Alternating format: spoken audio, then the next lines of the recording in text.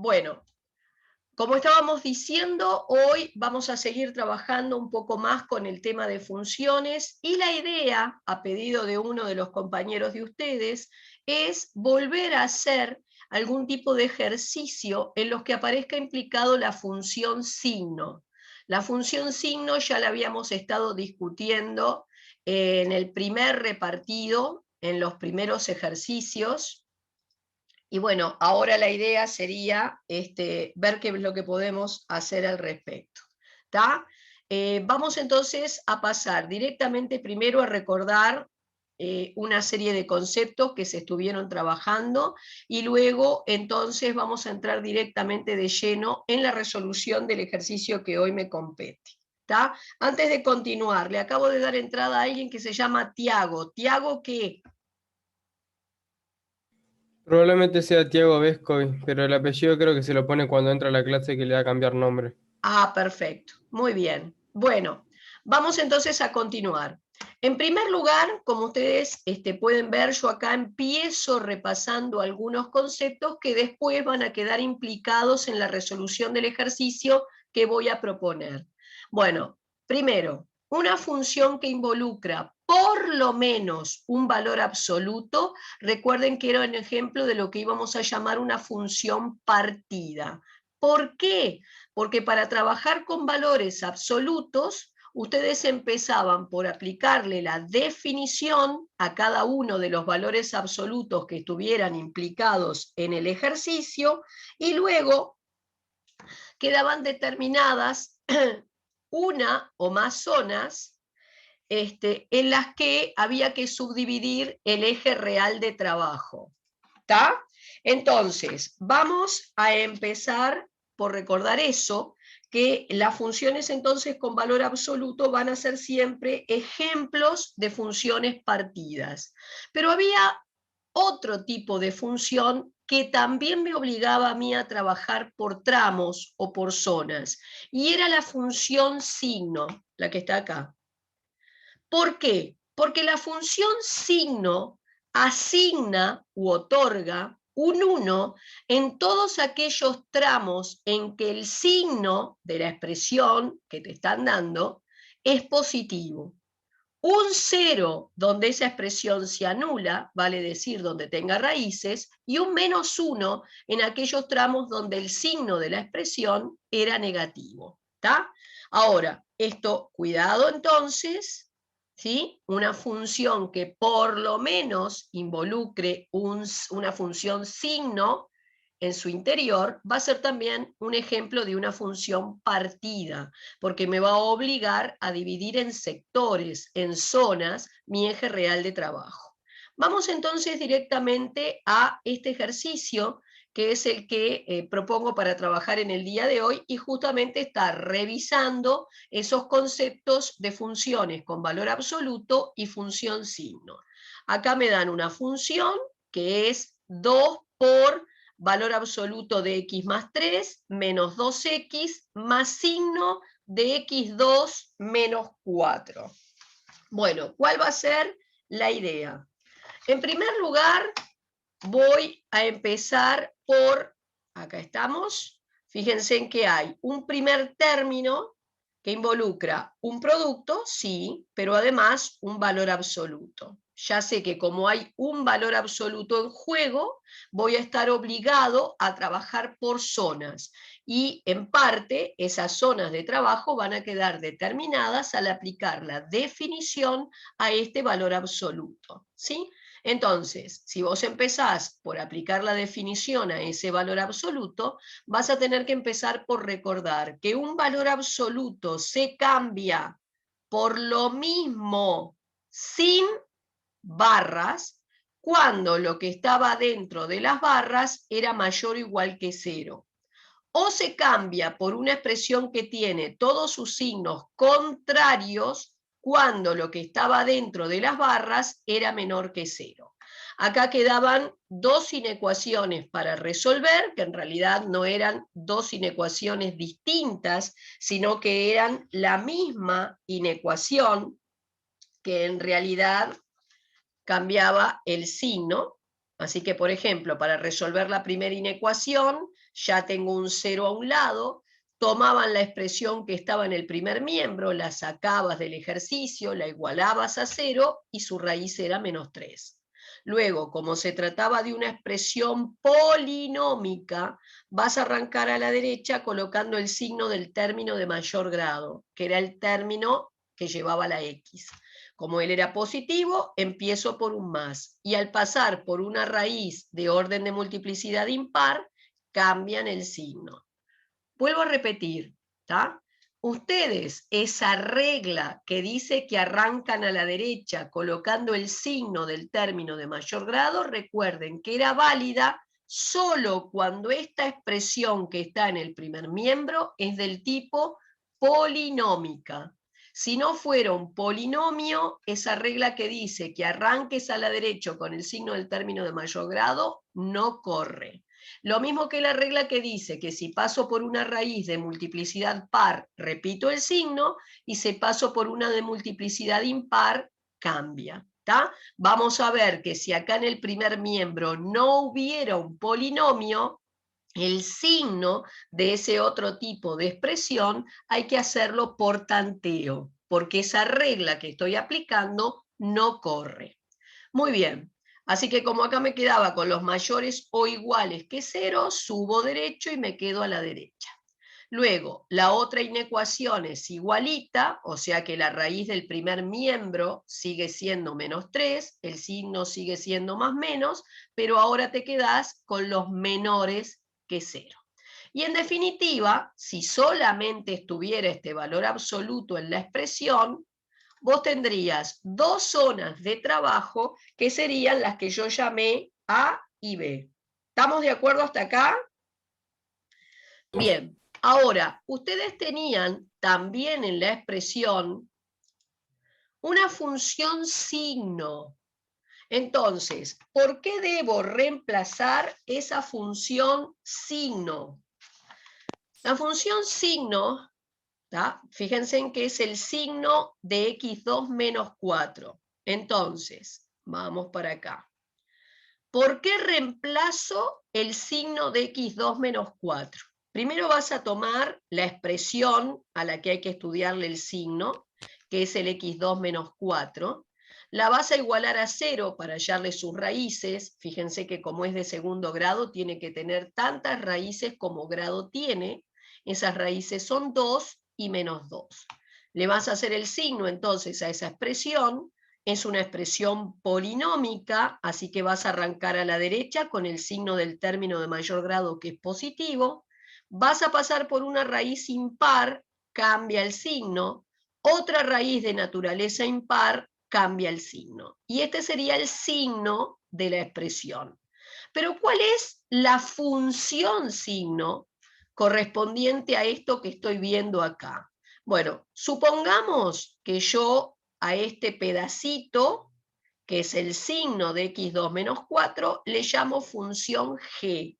La función g forma parte de la función f. Bueno, esa función g, que es una función signo, por definición otorga un 1 en la o las zonas donde ese signo fue positivo. O sea, que otorga un 1 si estoy trabajando desde el menos infinito al menos 2 excluido. Y un 1 también si estoy del 2 excluido a la derecha. Otorga un 0 donde esa expresión se anuló, o sea, en menos 2 y 2. Y un menos 1 en aquel tramo donde el signo fue negativo, o sea, en el intervalo comprendido entre menos 2 y 2. ¿Está? Así que, ¿qué pasa cuando vos tenés en una sola expresión ese valor absoluto, que ya de por sí implicaba particionar el eje real en zonas, y además una función signo que también me obliga a trabajar particionado? Bueno, por acá puse las dos zonas implicadas al considerar el valor absoluto de x más 3. Por acá puse entonces en definitiva qué pasaba cuando trabajaba con la función signo, con la función g. Le llamé C a este tramo, D a este y E a este que está acá. Y a su vez estoy obligado en menos 2 y en 2, a considerar puntualmente qué valor toma esa función signo.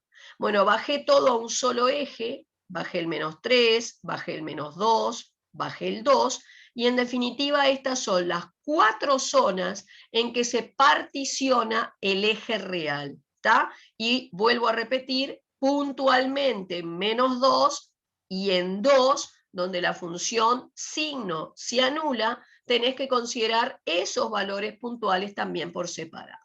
Entonces, fíjense que cuando yo esté, en definitiva, a esas zonas finales le llamé H, J, K y L.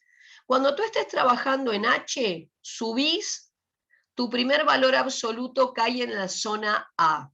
La zona A implica estar a la izquierda del menos 3, donde ese valor absoluto es negativo. Ergo, hay que cambiarlo por un menos X menos 3.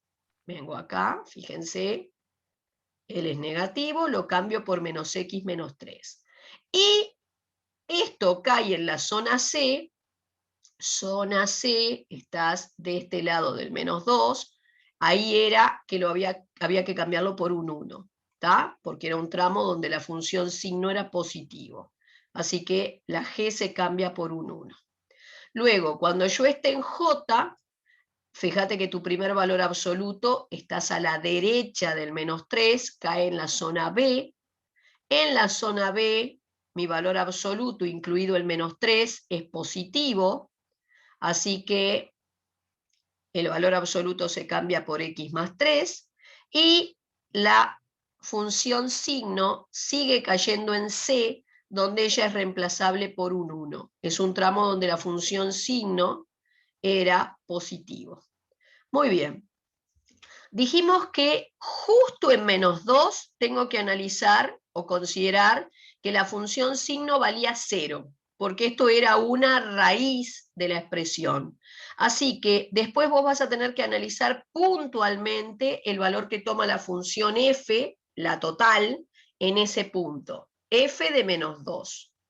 No sería una zona, sino que sería puntualmente analizar el valor que toma la expresión f original. Luego, cuando yo esté trabajando en la zona K, fíjate que tu primer valor absoluto sigue estando en el tramo B, o sea que seguís estando a la derecha del 3, donde él es positivo y reemplazable por un X más 3. Fíjense cómo lo voy poniendo para después tener todo bastante organizado. Mi función signo cae ahora en su zona D, entre menos 2 y 2. Y entre menos 2 y 2 hay que reemplazarla por un menos 1. ¿Tá? Acá está.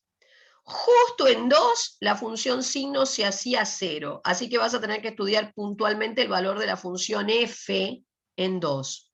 Y después, cuando estés en el tramo L, tu primer valor absoluto sigue estando a la derecha del menos 3, él sigue siendo positivo, y ahora la función signo a la derecha del 2,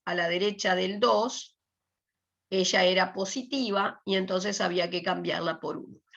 Bien, una vez que hiciste este tratamiento, digamos, razonando en cada zona que hay que particionar mi eje real, ¿por qué reemplazo los valores absolutos, la función signo? Voy a tener que entrar a trabajar en cada sector. Entonces voy a entrar en la zona H. Me pongo primero de dónde a dónde va la zona H. Fíjate que estás a la izquierda del menos 3. O sea que voy del menos infinito hasta el menos 3, incluido o no. Cuando apareció el menos 3 como separador, fue al estudiar el valor absoluto. Y esto me dice que el menos 3 no se estudia con el paquete de valores que están a su izquierda. Por lo tanto, como la zona H está a la izquierda del menos 3, no debo incluir el menos 3 en esta zona. Bien, me voy entonces a la función original, la que me dieron acá, y voy a cambiar cada cosa por lo que ya razoné. O sea que es un 2 por lo que hay que cambiar tu valor absoluto, después venía un menos 2x y después venía la función signo que hay que cambiarla por un 1. Hago la distributiva, agrupo términos semejantes y esta es la presión que me queda para trabajar en esa zona H.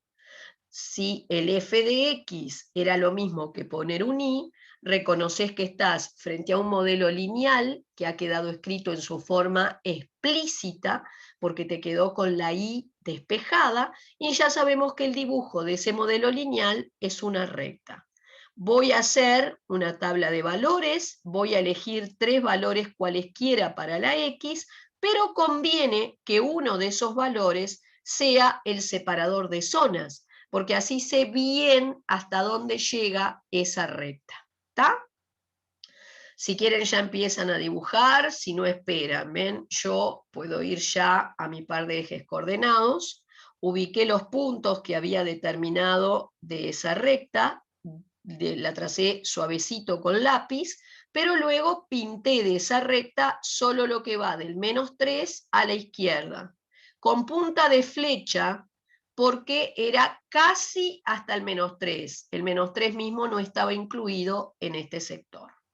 Muy bien, ahora vamos a entrar a trabajar en la zona J.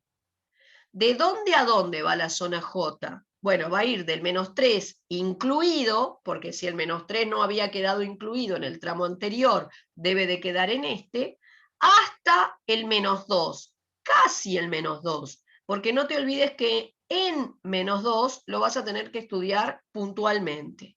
Entonces, la zona J es la que va del menos 3 incluido hasta el menos 2 excluido. Vas a ir a la función f de partida, el valor absoluto se cambiará por un x más 3 ahora, y la función signo por un 1. Entonces, cuando voy a la f original, era 2 por el valor absoluto menos 2x y la función signo que era un 1. Hago la distributiva, en este caso se cancelan estos términos y me queda que esta es la expresión de la función en la zona J, o sea, y igual 7. Y igual un número, recuerden que era la ecuación de una recta paralela al eje de las x, y en este caso, por 7. Por eso, cuando ustedes ven el dibujo, del menos 3 a casi el menos 2, por eso hay punta de flecha, el dibujo es una recta paralela al eje de las x por 7. Bien, ahora dijimos que el punto menos 2 hay que estudiarlo por separado. O sea, yo voy a analizar cuánto vale f de menos 2, ¿tá? Porque la función signo acá puntualmente toma el valor 0. Entonces, cuando me voy a analizar el valor que toma la función en menos 2, voy a hacer f de menos 2, sería 2 por lo que vas a reemplazar tu valor absoluto. Ahora, vos fíjate que en todo este tramo, en realidad en todo este, mi valor absoluto se reemplaza por un x más 3, porque el separador de zonas para el valor absoluto estaba acá. De este lado una cosa, para todos estos valores otra. O sea que cuando estés en menos 2, el valor absoluto sigue siendo x más 3. Por eso es 2 por el valor absoluto menos 2x y la función signo que ahí vale 0. Hice las distributivas, otra vez se cancelaron los 2x y ahora me da 6. Quiere decir que en menos 2 la función toma el valor 6. Por eso, si yo voy al gráfico, en menos 2 la función está tomando el valor puntual, que es 6. Ahí hay un punto bien marcado. Bien, sigo. Ahora voy a lo que yo llamé la zona K, que va del menos 2 excluido hasta el 2 excluido, porque en 2 era otro lugar donde tenías que tratarlo puntualmente, porque la función signo tomaba ahí un valor especial. Así que, repito, zona K entre menos 2 y 2. Zona K entre menos 2 y 2. Según lo que viste en este esquema, Acá en esta zona el valor absoluto se cambia por x más 3 y la función signo por menos 1. Así que voy a ir acá, 2 por lo que vale el valor absoluto, menos 2x y la función signo por un menos 1. Hago la distributiva, ¿sí? Bueno, fíjense que otra vez puedo cancelar estos términos, me va a quedar un valor numérico 5. O sea que en la zona K es y igual 5, otra vez una recta paralela al eje de las X, pero ahora por 5. Acá está. Entre menos 2 y 2, una recta paralela al eje de las X, pero por 5. ¿Tá? ¿Qué pasa exactamente en menos 2, que era el otro lugar donde la función signo se anulaba? Entonces tengo que trabajar en ese lugar puntual, valuando qué valor toma la función f en 2. Así que para ver cuánto vale f en 2, acá está f en 2, fíjate, vuelvo a repetir, que tu valor absoluto en todo este tramo es x más 3, por lo tanto cuando esté en 2 el valor absoluto sigue siendo un x más 3, quien cambia es la función signo que toma el valor 0. Por eso vas a venir acá, ¿sí? Acá. 2 por el valor absoluto tenías un menos 2x y la función signo es un 0. Hice la distributiva, anulé términos semejantes y la función toma el valor puntual 6 en el 2. Por eso, perdón, voy para abajo al gráfico, y en 2 toma el valor puntual 6. Y por último, ¿qué pasa en la zona L? Que va entonces del 2 excluido a tu derecha. Bueno, acá ya habíamos visto que el valor absoluto se cambiaba por un x más 3 y la función signo otra vez por un 1 porque estabas en un tramo donde ella era positiva. Así que vengo para aquí y finalmente en el último tramo 2 por el valor absoluto menos 2x más la función signo. Cancelé términos semejantes después de mi distributiva y me dio 7. Otra vez, y igual 7 es una recta paralela al eje de las X, pero por 7.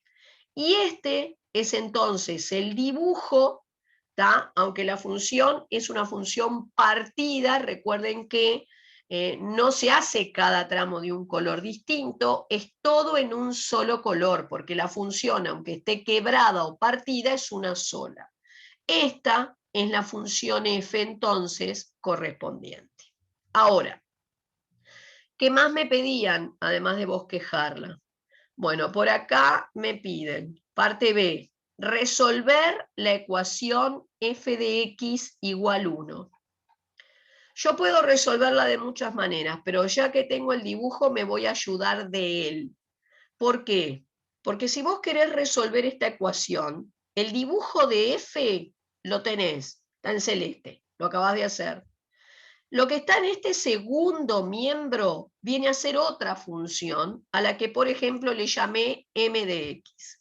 Ahora, si esta función es m de x igual 1, recuerden que en lugar de m de x, vos podés poner simplemente y, o sea que es y igual 1, y igual un número, su dibujo es una recta paralela al eje de las x.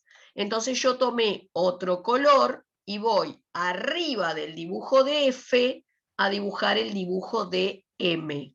Y en definitiva, para resolver esta ecuación, estarás buscando los puntos de corte del dibujo de f que está hecho en celeste y el dibujo de m, que ahora vamos a ver en qué color lo hice. Así que recuerden, el dibujo de m es una recta paralela al eje de las x por 1. Está acá hecha en violeta, por 1, está ahí.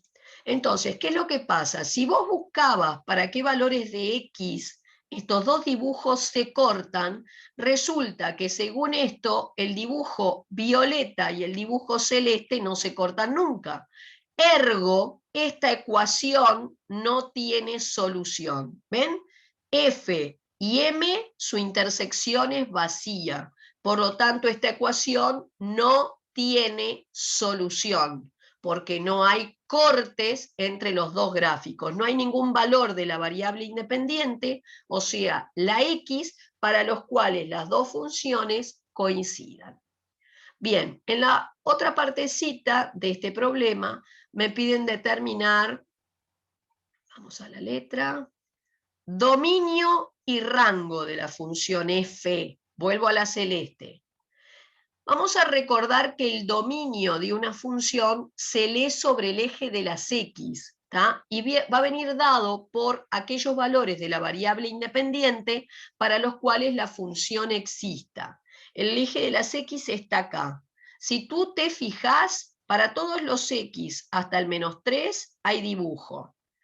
Entre -3 y -2 también hay dibujo. En -3 también acá partía de un punto. Justo en -2 también tenés un valor funcional. Entre -2 y 2 también. Para justo 2 la función tomaba el valor 6, o sea que también existe en 2, y para los mayores que 2 también. Conclusión, para cualquier valor de x que se te antoje tomar en el conjunto de partida, encontrás una imagen asociado a él. Por lo tanto, el dominio de nuestra función, acá está, decimos que son todos los reales. Luego me pedían el rango o recorrido, y el rango o recorrido se leía sobre el eje de la Y.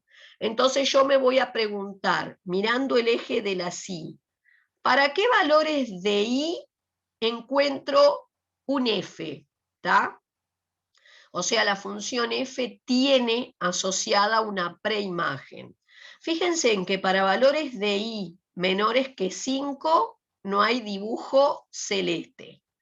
Vos tenés que en 5 hay preimágenes asociados a ese valor de imagen. Después, entre 5 y 6 no hay dibujo. En 6 justo sí. Entre 6 y 7 no hay valores de I que asocies a una preimagen. Y recién del 7 para arriba sí encontrás valores de X asociados a esa imagen. Entonces, cuando voy a escribir el rango, una manera de escribirlo es decir, bueno, ¿para qué valores de I encuentro preimagen asociado? Para el valor puntual 5 y 6, sí, puntualmente, y 5 y 6.